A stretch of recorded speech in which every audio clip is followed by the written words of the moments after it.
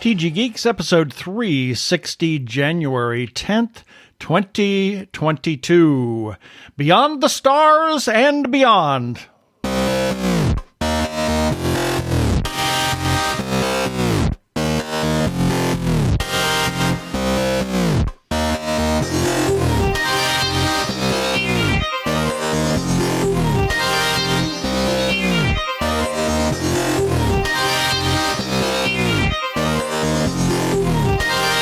Hello and welcome to another webcast from tggeeks.com, where Ben and Keith, the two gay geeks, talk about all aspects of Geek-dom and Nerd-ery, sci-fi, comics, film, horror, genre, you name it, we talk about it. I'm Keith Lane, and we're coming to you from TG Squared Studios in lovely Phoenix, Arizona, where it's not actually too cold today, surprisingly, even though there's, well, I guess it's the cloud cover is probably keeping the heat in. Oh, Who yeah. knows? Yeah. Maybe. And I'm Ben Raggington, also coming to you from Phoenix, Arizona. And we're Phoenix, Arizona. But there's snow in Flagstaff. Oh, don't we? Well, yeah, we well know that, don't we? Well, that was interesting when we drove out to Oklahoma. It was just for the holidays. a slight there dusting. was a slight dusting on the top of the San Francisco peaks. And on the way back, it's like they were covered. They were totally covered. So, well, they had a day before nice we left. storm. They had quite the blizzard. Yep, and it was just kind of interesting driving through. So let's get on with this episode. Prepare for hyperdrive. Meanwhile, in the Hall of Episodes, the two gay geeks are discussing this. Well, could you tell that I was wasting time talking? Yeah. Since it's just us this week. Yeah. We are going to talk about several things in our first segment. We're going to, all things Star Trek that are currently in the airing process and soon to come. Right. So we're going to talk about that, and then we have our birthday shout-outs. There's some interesting birthdays there, and our featured podcast of the week, and a little feedback. It's very interesting feedback. And Oh, yeah. our regular shout-outs. In the second segment, we're going to talk about the book of Boba Fett. No spoilers. Oh, no, we're staying away from those. Trying to stay away from spoilers. And then our wacky weekly recap. I'm glad that was you and not me. Wacky weekly recap. And then a regular shout outs. And then we're done. So here we go.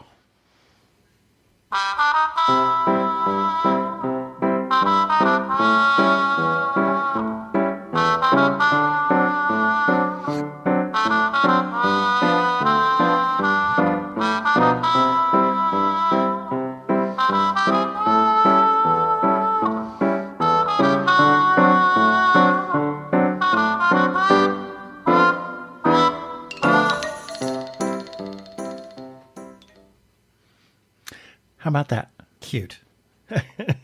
That's our regular intro that we have. So we've been watching, obviously, Star Trek Discovery, which is in its fourth season, and we started watching Star Trek Prodigy when it started to air. Right when it premiered. And we've been doing a rewatch of Star Trek Picard in preparation for season two, which Picard. premieres in February. Yes, so Star Trek Discovery. Oh my gosh, this season I've seen. Of course, you know there's naysayers on both sides, and it just. If you like it, you like it. If you don't, you don't. And you know, to be fair, don't bitch about it. Well, to be fair, neither of us liked season one. We were very much against it. It had a lot of misfires. Well, but we stuck it out. You know, and that's and I'll just say, and another kind of sore subject, and I'll just say Doctor Who kind of lost its way and lost us. We'd been saying for a long time that it was the writing was getting weird, and then we finally just gave up on it. We haven't watched anything in 2 years. No. So, and I'm not. If you like it, you like it. If you like it, you like it, and I don't begrudge you that. If it's new fans and it's new people and it's old people that have watched Doctor Who forever that like it, more power to you. It wasn't for me. But you make a great point, however, and this does kind of go back to Discovery, but it also applies to any major franchise, be it Star Wars or Doctor Who, and that is because I'll say it, we're the old guard. Yeah, exactly. I mean, we are. I mean, I'm not going to lie about that. I mean, Keith and I are in our 60s. We're the old guard. We're the young. You get off my freaking kids, you stupid lawn.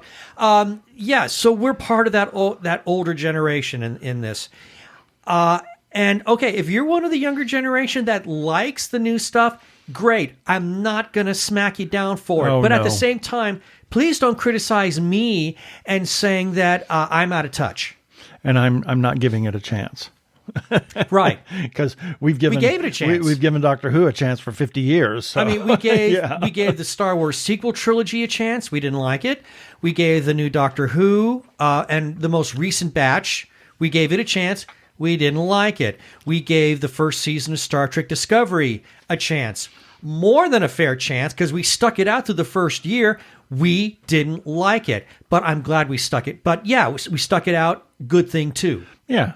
And there's some good things. I've heard some things about Doctor Who. It's not enough to draw me back in to go and look at it again. But Discovery certainly made up for season 1 by incredible season 2 and then 3 and now 4 is just leaps and bounds. Yeah, there was a lot of the audience was very split down right in the middle, I think, for season 1 of Discovery, and I dare say that the bigwigs at Paramount, they heard, and they made some changes behind the scene.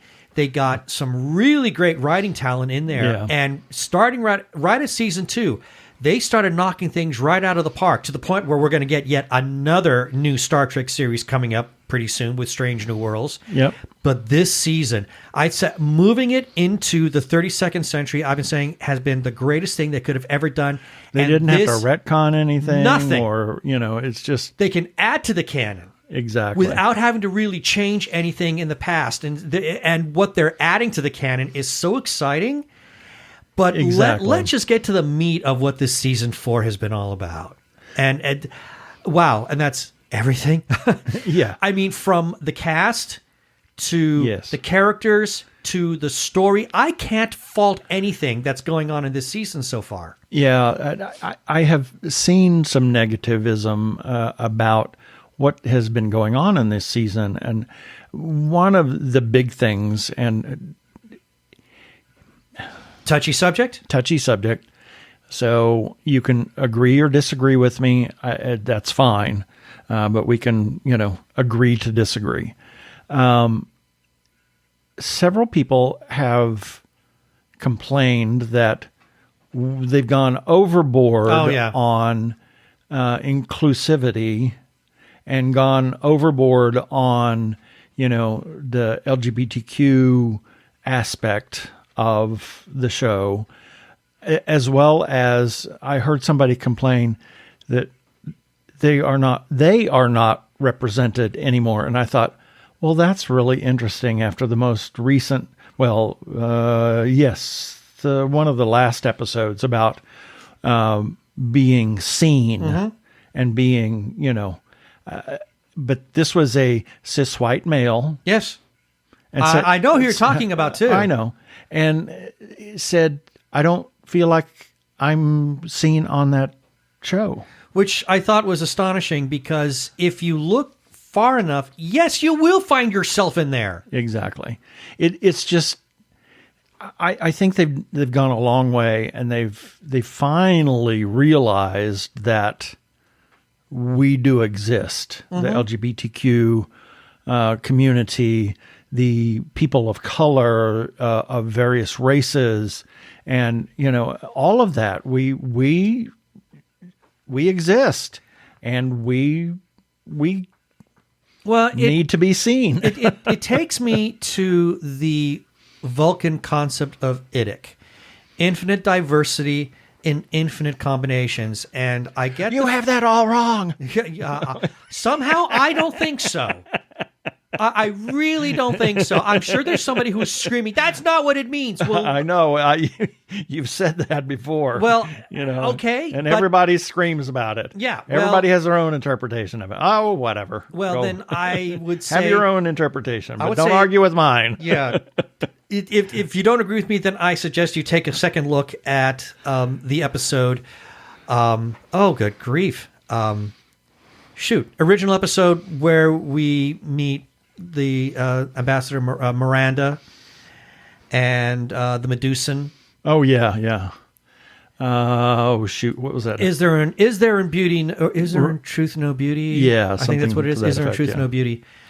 That's where we first meet or first introduced to the concept of idic. Is there no beauty in truth? Yeah. Thank you. I will never get that title right now. It will forever be wrong. There is no truth in beauty. Exactly. And there is no beauty in truth. Now it's a declaration. It's a statement. But I think what we're seeing now, especially in the most recent episode, we are finally getting this concept of what idic really means. Exactly. And again, we're not going to give any spoilers because there are some people across the pond who've not watched it yet. Yeah, and there's one groundbreaking episode that left me in tears. Basically because of what it represents. Exactly precisely what it represents. I remember we had to actually pause it in order to collect ourselves because it was such an incredibly powerful moment that the idea of identity and of self is much broader and much more infinite than what we on our little planet even fully understand. Exactly. And I get the feeling that the people who are behind Star Trek Discovery are perhaps they are working overtime on this. And it's not because they're trying to apologize, but they're trying to fully embrace this concept of visibility and of what in infinite diversity truly means. Yeah. I mean, just look at the two words, look at the first word, infinite. That doesn't mean, okay, there's only 3. It doesn't mean there's only 4. It means there is an unlimited number. There is an infinite capacity for diversity, and that needs to be looked at. Infinite combinations. In an unlimited, infinite number of combinations. Exactly. This is something that needs to be looked at, even if it is sort of in the background, because it's not the main driving point. No, but they were marching towards this episode. Yes, they were. For almost the entire season and so what far. it does also is that it shows the value that these people have. We see everybody at some point or another, it doesn't matter if they're a straight male, straight female, anything else, non-binary, transgender, it doesn't matter. We are seeing everybody from every walk in consciousness contributing to trying to solve what the mystery is behind the DMA. Right. And to see how everybody comes together to bring that answer, it shows the value that everybody in the world has and the capacity for good and the capacity for contributing to the greater society has. And I think Star Trek Discovery is really trying to show that. And I greatly appreciate the fact because it says to the audience, it says to the non-binary people out there, it says to the person who's transgender, it says to the gay man or the gay woman, you matter. Exactly. And it says that to the straight people too, because we're seeing, a heterosexual male, heterosexual female. We're seeing them. We see them contribute, saying, "You matter. Yep. You're doing good here." And we do best when we all work together. And Star Trek is, in its original form, always, most of the stories were morality plays. And this season is, while it's not each episode is a morality play, it's one gigantic moral. I would say the entire season makes up the morality play, with each episode being a chapter in that. Right. Or an act of the play. Yeah. So, but Discovery is just, it's hitting it out of the park for me. I cannot wait to see when the series comes back after its mid-season break. I can't wait to see how the series goes and what they're going to set up. Oh man. I mean, the questions that they have posed have been so exciting, and I have faith in the people that are behind it. And just as a little bit of a breadcrumb, I did read an article earlier today from one of the showrunners of Discovery, saying that something that just recently took place, most specifically in the last episode, will at some point collide or come together with the Short Takes episode Calypso. Oh, yes. Yes. There will be a convergence of some sort. And I can't wait to see how they're going to do that. We had to go back and watch that one. Yeah, we needed to watch it again. We're bordering on... Well, I can here, make mention of Calypso. I mean, that's been out for over a year now. But so I feel safe I can say no more about that. But that's as far as I'm going to go. All I will say about Star Trek Discovery is that it is really living up to the concept of what Star Trek is. And I truly believe that Gene Roddenberry would be very proud of this show. Absolutely. Absolutely. Star Trek Prodigy. Holy smokes, what a surprise this has been. No kidding. Even, and we've talked about it a couple of times, I mean, just very briefly in our second segment, that how we started watching it and then finally had to say, okay, this is on Nickelodeon. It is for children.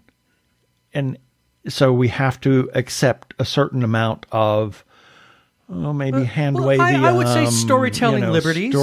Storytelling liberty, yes. But once I went back and said, okay, I can do that, it really took off for me. And the storytelling got better too. They had to put the pieces in place. Exactly. And as with any new product, it takes a little while for things to kind of get going. But boy, when it got going... Wow. And this last episode... Oh, my Lord. Holy cow. I'm telling you, this last episode broke the internet. It did. Absolutely broke it, because the commentary that I'm seeing on Twitter and on Facebook and any social media platform has just been off the charts. I mean, it's been pretty much universally accepted as one of the best things Star Trek has ever done. Right. I'm madly in love with this last episode. I feel like I need to watch it again. I know there are a number of people that have seen it over and over and over because of what they've done. I did get a hint of a spoiler, sadly, through some news agencies that I will not mention. But it only in terms of pictures and, look at this lovely little screenshot. I went, okay, thank you, I'm moving on. But once everybody finally had a chance to watch it, they were just astounded by the Easter eggs that were presented in there. And then on top of that, they threw in a left turn that had everybody's jaw hit the floor so loudly that it's still echoing in the Grand Canyon. Exactly. And they're only 6 episodes in. I know. So it is definitely worth going and finding this. It really... I really recommend it. The first episode is kind of... You have to muscle through it. You have to muscle through it. And then the second, third, fourth, fifth, sixth episode it just gets better. And you have to realize that it is a show for kids. And it has, in some ways, restored my... I had reservations. I had some reservations regarding, and by now, okay, I'm going to say this because by now you should at least know, if you haven't watched Star Trek Prodigy, you should probably at least be aware that, yes, Kate Mulgrew is reprising the role of Catherine Janeway in the form of a hologram. I was really afraid as to what they were going to do with her. I'm not afraid anymore. I love what they're doing with her. She is perfect. She is amazing. And when you have a hologram question something that just happened, it's like, what? I know. The big hammer, or whatever you want to call it, but the big surprise that took place. The shoe that fell. The big hammer-weighted shoe that hit the floor at the end of this last episode. Wow. I mean, not only did it introduce a phenomenal story turn, but it kind of gave new light, without doing any major retconning, it gave new light to the Janeway hologram. Exactly. I'm like so excited for the next episode, which Wednesdays, if I remember right. I believe so, yes. That's the night the Prodigy comes out, Wednesday night. So I am eagerly awaiting next Wednesday to see what the heck comes next, because I am really curious now. Yeah. But let's also talk about some of the other things they're doing.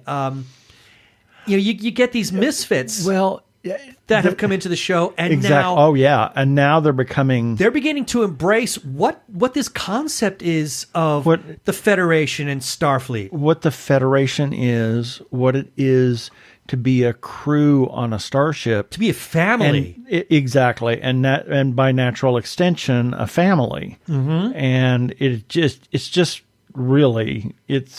very intriguing to see where they're going to go with this. You also have to realize they set it so far off, who knows in La La Land of the Delta Quadrant. We don't even know if it's in the Delta Quadrant. I think in the first episode it was said it was the Delta Quadrant, but I need to rewatch that because there were a couple of really bizarre questions. Right. Although it's it's separated all kinds of new aliens, new everything. And still raise some questions as to where our little motley crew initially came from. Exactly. I want to know how they came to be where they were at when we found them in the beginning of this first episode. Exactly. Of episode 1. So there's a lot that still needs to be answered, but oh my God, I am loving Star Trek Prodigy. It is great. Yes. And then Picard. We're doing a rewatch. Just because it's been, over a year. Yeah, that's for darn over sure. a year. And then, the new one's coming out soon. I think what prompted us to do the rewatch is there were some questions. Yeah, there were some questions that were raised. And, of course, with Picard that's getting ready to premiere second season, I think I remember reading something about look towards the Borg Queen. That was on social media. Yeah. So I thought, okay, let's take some time while we have it. Let's do a Picard rewatch, and I'm kind of glad we're doing it. Oh my gosh, yeah, there were so many things that I had forgotten because this series, and if you haven't watched it, I apologize for any spoilers we're going to give, but it's been out. It's over a year, so yeah, you've been warned. We're about to go into spoiler territory for season 1 of how. It's like every episode is a new thread that eventually, reaches the culmination in the last episode. It feels like holy moly, this thing is just like a mad roller coaster going every place. You and I both separately observed that first season has got so many moving pieces and parts to it. I didn't really understand that.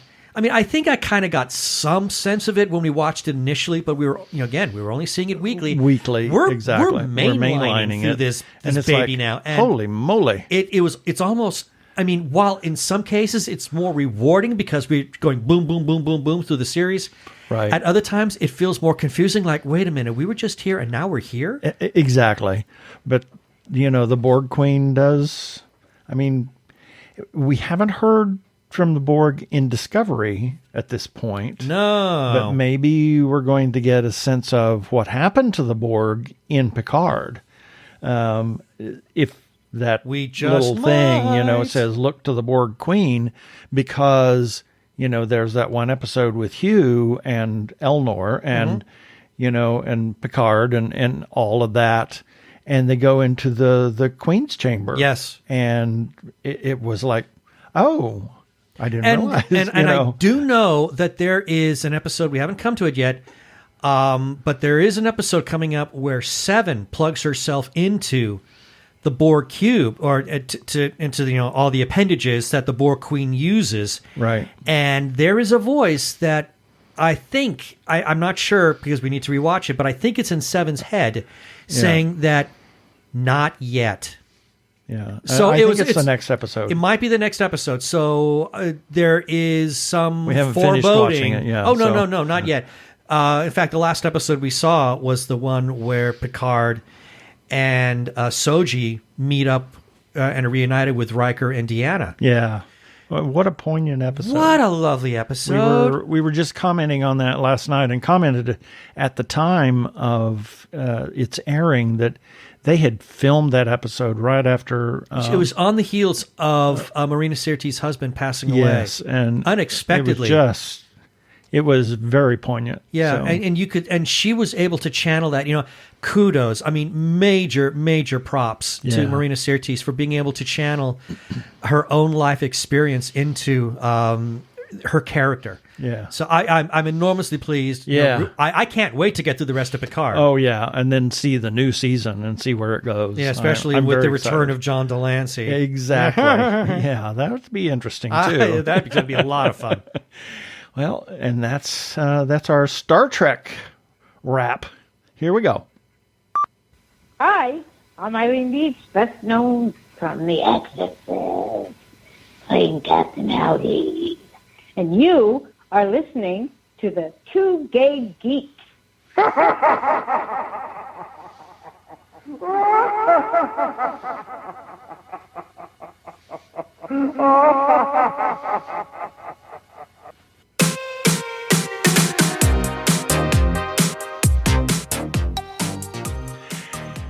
Well, here's a few selected birthdays for January 10th through January 16th, 2022.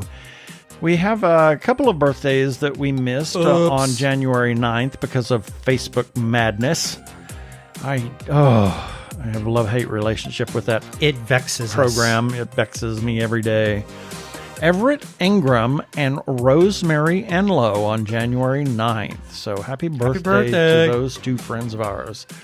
January 10th, Catherine Burr Blodgett. She was a physicist and chemist. She was the first woman to be awarded a PhD in physics from the University of Cambridge in 1926. Wow, that says a lot. Exactly. I mean, for that time. Oh, absolutely. She worked for GE and designed a process for creating non-reflective glass, and most commonly used in lenses for photography. And Gone with the Wind was the first to be filmed with lenses created with no non-reflective glass. And she actually lived in what was then called a Boston marriage with another woman. Oh, yes, they were referred to as Boston marriages. Indeed. Yes. I've never heard that before. Yeah, very interesting. Roy E. Disney, son of Oh, Roy my O. goodness. Disney and Walt's nephew, a longtime board member of the Disney Company. He started at the studio at a very young age and worked in numerous positions and was chairman of feature animation division for many, many years. Sadly died in 2007 at age 79. His of passing stomach was a cancer. loss. Oh my gosh. It was a It's serious just loss, but serious he loss. did Yeah. so much for the Disney company while he was Absolutely. alive. Yeah, exactly.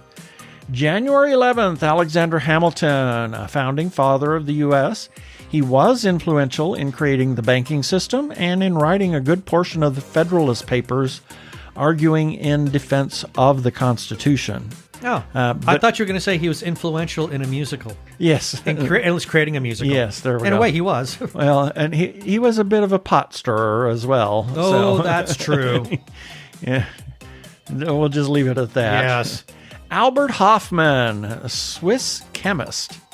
He isolated and synthesized these psychedelic mushroom compounds, as well as he was the first to synthesize, ingest, and learn the psychedelic effects of LSD and created a church. Far out. The Church of the LSD? Yeah. The LSD Yeah, Church. the LSD Church. You want to have a vision? Yeah. And then we have a friend of ours, Eileen Dietz. You just heard her. And then Tanner Chavez. Oh, happy birthday. Happy birthday, Tanner. January 12th, Rob Zombie. Writer, director, musician. The would-be heir to Alice Cooper. Exactly. No, Alice Cooper said that himself. Really? He said, if there was anybody to succeed me, it would be Rob Zombie. Interesting. Remake of Halloween in 2007 and Halloween 2 in 2009. Yeah, he also did a remake of The Hills Have Eyes, which, I mean, his remakes are far grittier and violent. Yeah. And he does not drink or do drugs. No, Even no, though, he's very I mean, clean. He looks... He looks like a madman. He looks like a madman who would be drinking and drugging all the time, you know. But he's a bit of a health nut. Appearance, exactly. And I think he was an animal activist too, I think. He might be. He's actually a really good guy. I mean, which, again, kind of proves that you really should not judge a book by its cover. Exactly. And then we have the amazing Kreskin. He prefers mentalist to the word psychic. Yes, because mentalist means it's a trick. Yes, exactly. It was often on the David Letterman show, and his birth name was Kresge, and is distantly related to Sebastian Kresge of the department store chain and the forerunner of Kmart. Oh, no kidding. Yeah. I'm sure that Johnny Carson's Amazing Karnak was probably a send-up of Kreskin. Total send-up of Kreskin. Absolutely. Because he was, Kreskin was a bit of a comedian as well, so. Mm-hmm.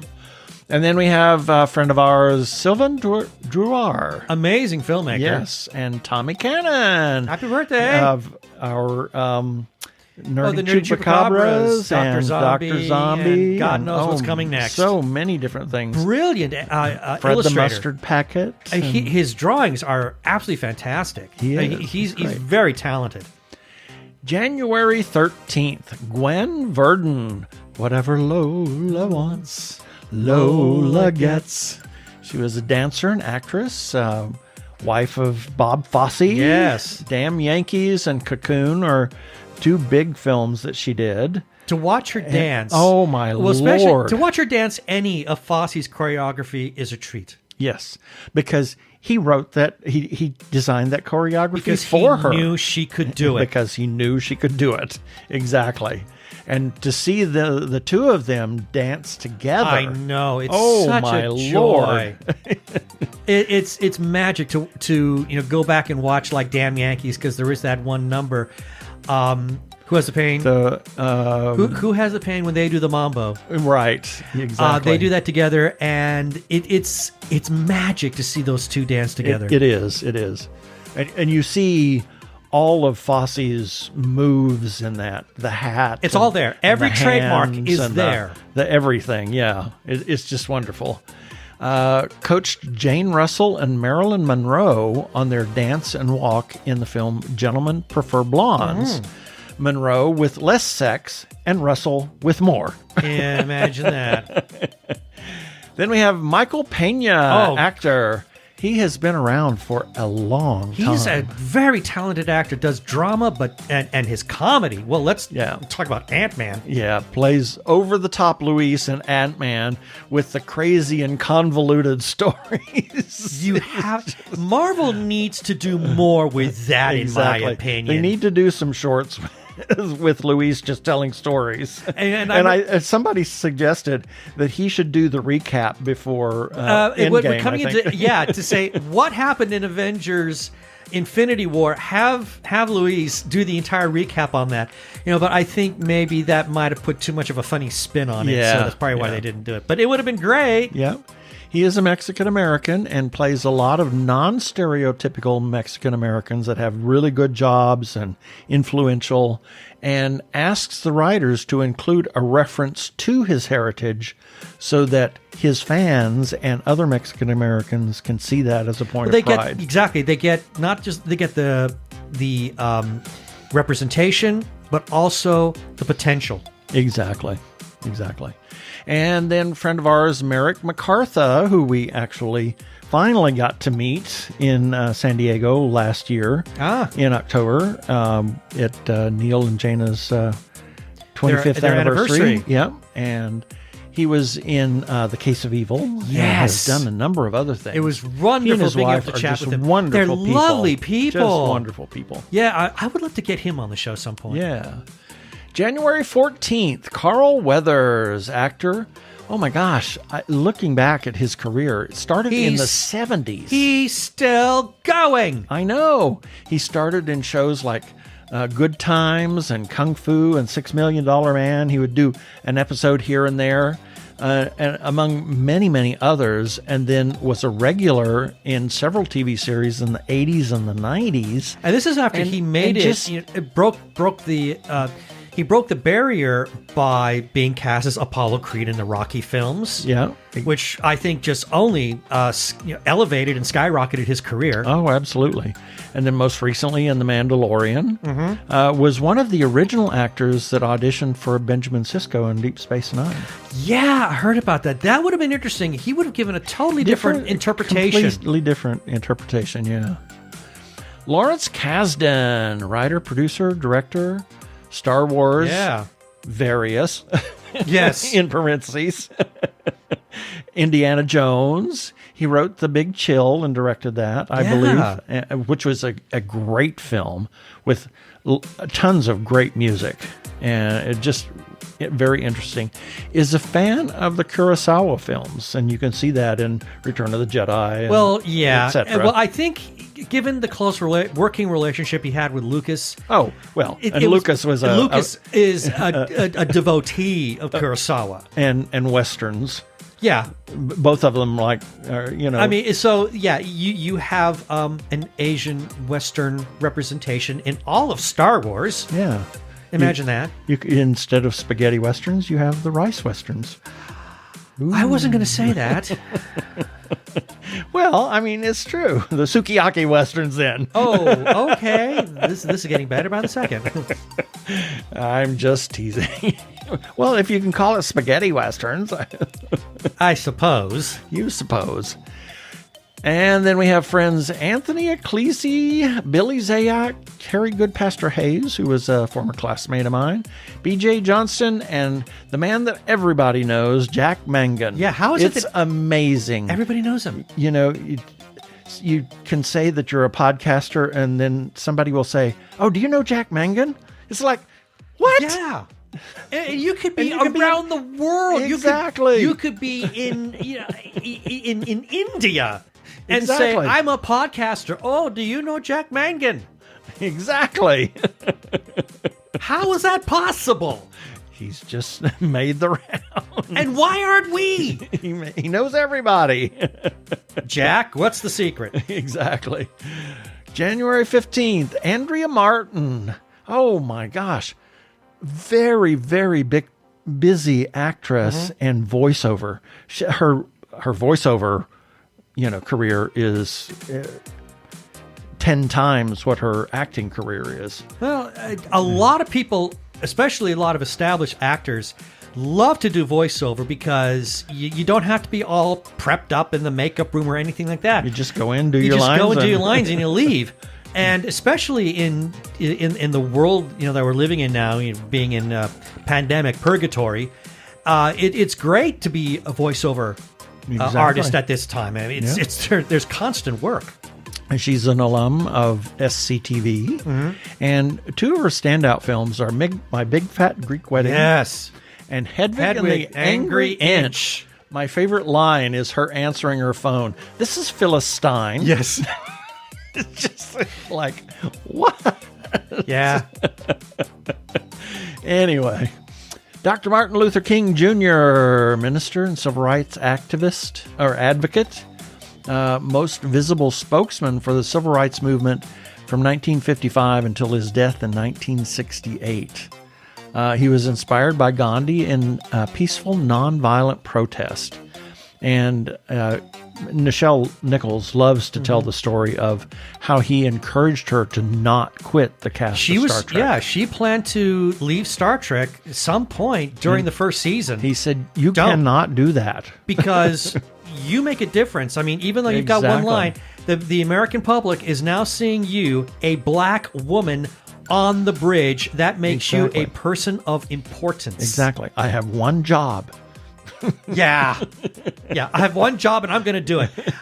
But the fact is, she was there, and now that could not be taken away. Exactly. I mean, and she continued to change the world.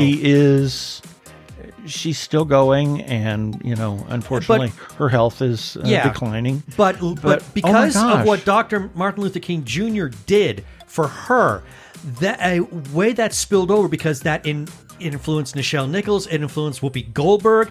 How far down the line does what that one act of what Dr. King did, and we're talking pop culture, what he did for pop culture. Exactly. I mean, it's amazing. And that was one of the highlights of Comic-Con when we went that Met one year. Nichelle, yeah. Meeting Nichelle, and nobody was there. Yeah. Nobody. And we have Dr. Martin Luther King Jr. to thank for that. Yeah, exactly. January 16th, John Carpenter, writer, director, probably most responsible for creating so many of the horror tropes we see today. Halloween. From Halloween, exactly. That's a big... I remember how we got to see Halloween in the theater several years ago on Halloween. Yeah. What a fun time that was. It was We had so much fun. Oh, it was great to see it on the big screen again. But to see it with other film goers too. Exactly. And how... I mean, I remember the movie scared the you-know-what out of me when I saw it the first time. I know. But now it's funny. Exactly, because of all the tropes. The tropes that are all there. I mean, we're smart enough now to look back and see the pattern and see where it pretty much all comes together and it all came from. And think, are you really going to do that? I know. It's hilariously funny. I mean, don't go looking behind that door.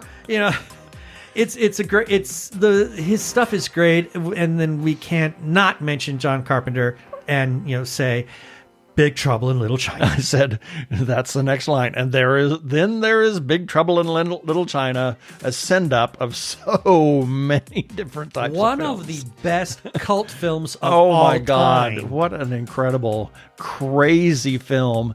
And one of the interesting things is he's a very good friend of Kurt Russell. Yes. And he said about Kurt Russell, he said, he is not afraid of doing things that make him look stupid. And that's what Big Trouble in... Yeah, Jack Burton is an idiot. He's an absolute idiot. But the way Kurt Russell plays him, it's so hilariously funny. He's so serious. And he's such an idiot. He doesn't realize it. He's a complete bonehead. But he saves the day. Exactly. He does save Eventually. the day. But yeah. Don't you say anything bad about Jack Burton. And that's a cool thing, that Kurt Russell can be so so eager almost to make a complete buffoon out of himself in front of the camera. Exactly. But again, kudos to John Carpenter for bringing to the screen some of the most memorable movies. Exactly. And he composes a lot of music for his films too. Yeah. So. Then we have Marilyn Horne, opera singer and teacher. Oh my gosh. One of the great mezzo-sopranos of the last century. Ever. Yes. And as a young singer, she did the singing voice role of Dorothy Dandridge in, Carmen Jones in... You know what I mean. And Carmen was one of her most celebrated roles that she did. I mean, among others. She often teamed up with Joan Sutherland in Norma, where Sutherland was singing Norma and Marilyn would sing Adolchiza. And their voices blended so beautifully together. Yeah, and she had a very long career and so many different things. Her, I think it's her autobiography, is an incredible read. If you have an opportunity and you like opera and you like Marilyn Horne, it's a really good read. And it talks about how she went away, as most young singers did at the time, to Europe. And I mean, they just sang and sang and sang in these small opera houses in, the middle of nowhere in Germany and, whatnot. And then she came back and debuted at the Met and did all kinds of wonderful things and sang all over the world. I remember watching a Met Gala of sorts, and because of her she came on towards the end of the show and did what I thought, it was a showstopper when she sang Mon Coeur from Samson et Dalila. And when I heard her do it, I said, well, if Delilah came out to me and sang to me and tried to swindle me singing like that, I would have fallen head over heels for her, because Marilyn Horne's presentation of Mon Coeur is the most glorious and beautiful of that aria that I have ever heard. Yep. She was married to Henry Lewis for a long time. Well, not a long time. But they had a long partnership. Yeah. And he was the first black man to conduct the Metropolitan Opera. She will be 87 on the 16th. God bless her. Happy birthday, Marilyn Horne. And that is it for the birthdays this time.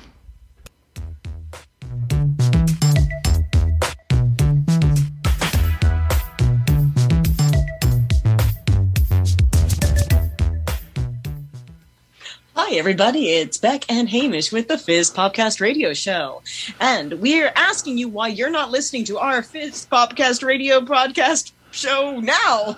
I messed it up. Wah, wah. Wah, wah. No, really, it's the Fizz Popcast Radio Show with Beck and Hamish. And after this show's over, go look it up and take a listen to it. Da-dum, da-dum. Dun, Radio dun. show. Woo!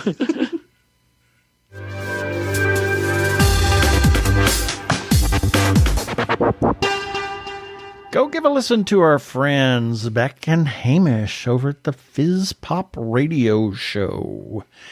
And now, next thing. I'm Daniel Radcliffe, and I believe that reaching out for help is the bravest thing a person can do. If you are struggling and need support, call the Trevor Lifeline at 1-866-488-7386. It's free and confidential, and trained counsellors are there to listen 24/7 without judgment. To learn more about the Trevor Project's life-saving work for lesbian, gay, bisexual, transgender, or questioning young people, go to thetrevorproject.org. We want to have a shout out to the Joshua Tree Feeding Program, a 501c3 nonprofit food pantry for the HIV and AIDS community in Maricopa and Pinal counties. Joshua Tree offers a place where the clients can select from a wide assortment of nutritional foods to take home, and they set it up just like a store so that the clients can come in, pick and choose what they want, and nothing is wasted. It empowers those clients to get exactly what they want and, pass up the things that they don't want. They also have some supplements that are overseen by a nurse practitioner, I believe, or a nutritionist. And they do also have a pet assistance project. If you'd like to give a gift to the Joshua Tree Feeding Program, you can do a monthly or a single gift, and you can go to jtfp.org.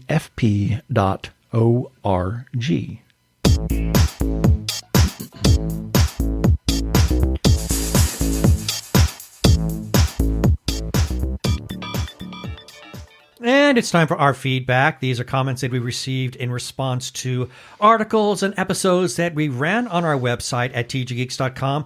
And the links for each of these articles or episode will be in the show notes for this episode, number 360 at tggeeks.com. Starting with, regarding Ben's holiday breakdown. Yeah, we're still doing with Christmas. An American Christmas Carol. Got a comment from Jeff Baker, who we've interviewed and is a friend on the show. He says, how about a breakdown of one I haven't seen in 30 years? Have I Got a Christmas for You? Late 70s TV holiday movie.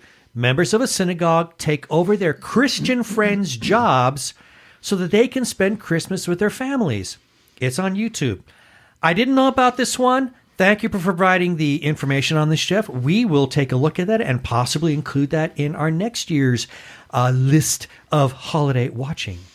Moving on, regarding TG Geeks episode number 356, where we interviewed Carl Thiel, who is a filmmaker of the short sci-fi film Displaced. And he says, thanks so much to the Two Gay Geeks for the fun interview on our short film Displaced. Thank you very much for being on our show. And then lastly, this is fun, regarding Ben's breakdown, Katie Edwards' The Hourglass Throne is a thrilling and breathtaking ride. First, got a comment from Katie Edwards himself. He left this on Twitter. Whispers quietly. The Hourglass Throne's first review, ... And then Stefan on Twitter commented, so jealous of the reviewer. Stefan, thank you. Thank you. It's but coming soon. It's coming. You're going to get it. Trust me. You're going to love it.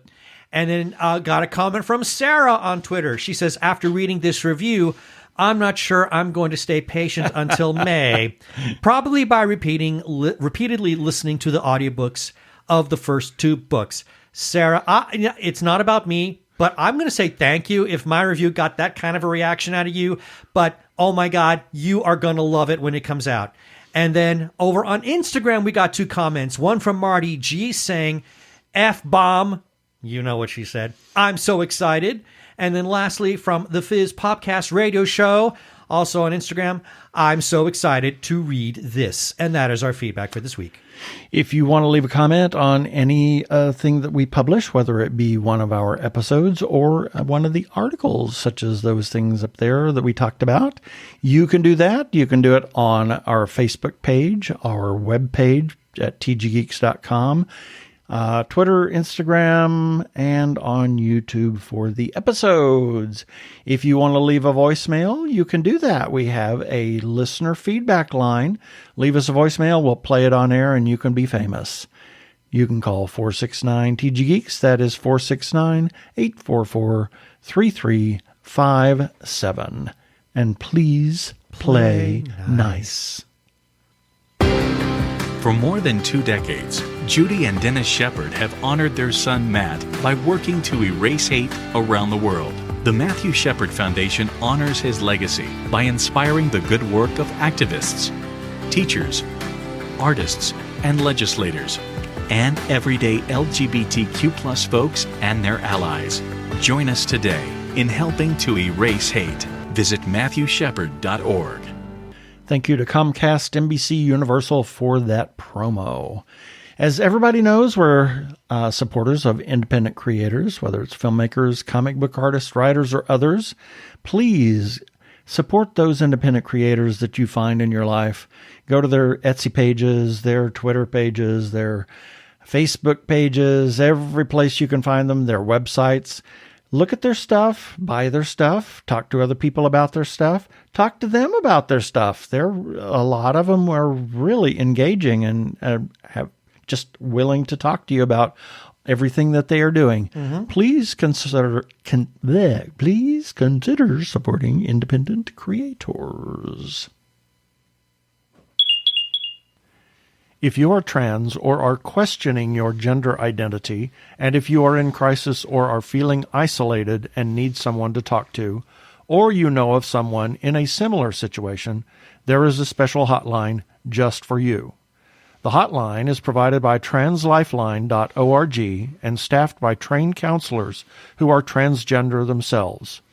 The hotline in the U.S. is 877-565-8860. In Canada, it is 877-330-6366. Or you can go to translifeline.org to learn about the important work they are doing. Please reach out for help. You are not alone. Yeah, baby. They're like two gay geeks. They're together, you know. They're two gay guys and they're geeks. Is that okay?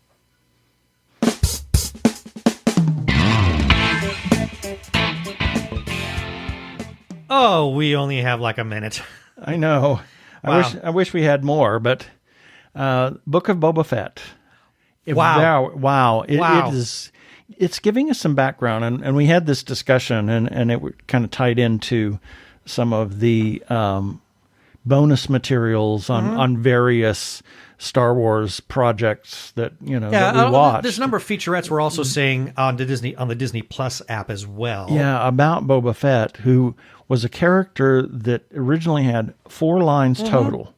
Yeah. 4 lines total. And was just there. He had no lines in Return of the Jedi. All 4 lines were in Empire Strikes Back. Yeah, and so it was, this character instantly became a cult figure, and, this book of Boba Fett is kind of an after-the-fact telling of his history that initially kind of, if we didn't have Boba Fett, if they had never created Boba Fett, we wouldn't have The Mandalorian. Oh, heck no. So no, that's right, because Boba Fett's presence informed the animated series The Clone Wars, which inevitably informed The Mandalorian. So, yeah, without Boba Fett, there's a whole lot of the Star Wars universe that we would not have at our fingertips today. Yeah. So it's very interesting. We're just a couple of episodes in. It's a great. I like it. I do too. I'm enjoying it a great deal. So take a look at it. You may or may not like it. I don't know. I've seen negative and I've seen positive. So once again, if you like it, you like it. If you don't, you don't. Oh well. And our next item that we have is a promo from the 1990s, and if you have an aversion or are triggered by sounds of violence, please skip forward by 30 seconds. Is that 2 guys over there? No way. It is, man. Hey, fellas. Come on over here. Gay men have become the #1 target for hate crimes in Los Angeles. Stop, leave him alive, boy.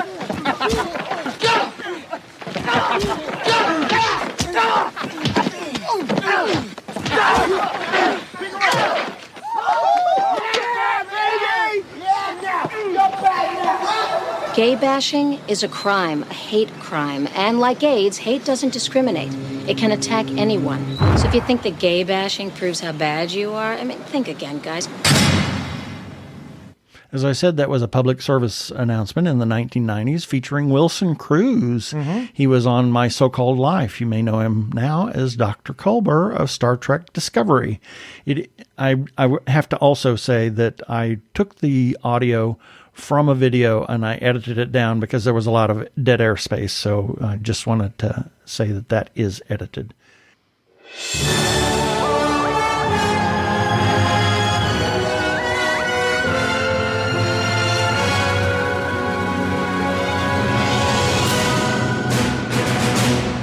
And it's time for our weekly review. These are news items that we ran on our website at tggeeks.com this past week, and the links for each of these will be in the show notes for this episode article number 360 at tggeeks.com, starting with Sunday, January 2nd, Nerdy Chupacabras number 81. On Monday the 3rd, TG Geeks episode number 359.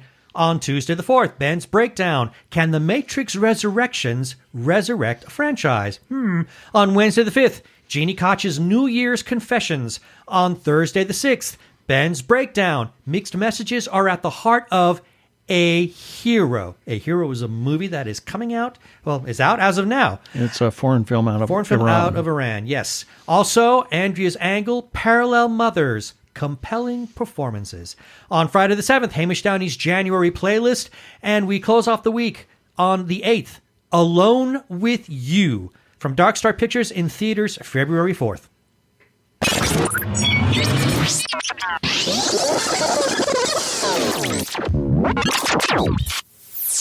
we have some shout-outs that we need to make. First to Brian Weber, also known as Arkle. He's on Twitter as Geek of All Trades, also referred to as Brian the Ampersand List YouTuber. And if you find him on Twitter, and Geek of All Trades is G33KOF All Trades. If you find him on Twitter, you can also find his Arkle Times Post-Dispatch news. And I mention that because he republishes some of our content from time to time. And while you're looking for all things Arkle, go to his YouTube channel, Arkle Studios. That's youtube.com/Arkle Studios. He has a number of projects there. His Shameless Cash Grab series, which is in season 7. His Rants vs. Zombies series. It is over, but past episodes are still there for you to enjoy. He also has Arkle Tier Ranks, as well as game videos of Trick and Treat and Star Trek Online. We must also give some shout-outs to a couple of Facebook groups for allowing us to post our episodes and relevant articles to their pages. First, Two Gay Geeks After Hours for saying that we could share away our content there. Their URL is facebook.com/group/Gay Geeks After Hours. That's all one word. And then to The Gay Geek for the same. Their URL is facebook.com/group/The Gay Geek. Again, all one word. Special thanks to their moderator, Jeremiah Reeves. Thanks, Jeremiah. Other places we can be found are Spotify, TuneIn, Stitcher, Amazon Podcasts, as well as other fine podcasts can be found. Also, check us out on Sci Fi Radio at 3 a.m. and 3 p.m. Pacific Time for a replay, and listen to their other content. They are a 24-hour geeky internet radio station. Please rate us and review us on iTunes, and don't forget to subscribe to our YouTube channel. And that should do it for this episode of TG Geeks Webcast. Be sure to check out the article for this webcast episode. We'll have several links on the page. And remember, you can comment on our Facebook page or our website, tggeeks.com, or you can leave us a voicemail, 469-TG-GEEKS. That is 469-844-3357 from TG Squared Studios. I'm Keith Lane. Thanks for listening. Please be kind to yourself and those around you. Stay safe. Wear a mask, not a cloth mask. Get vaccinated. Peace. Cheers.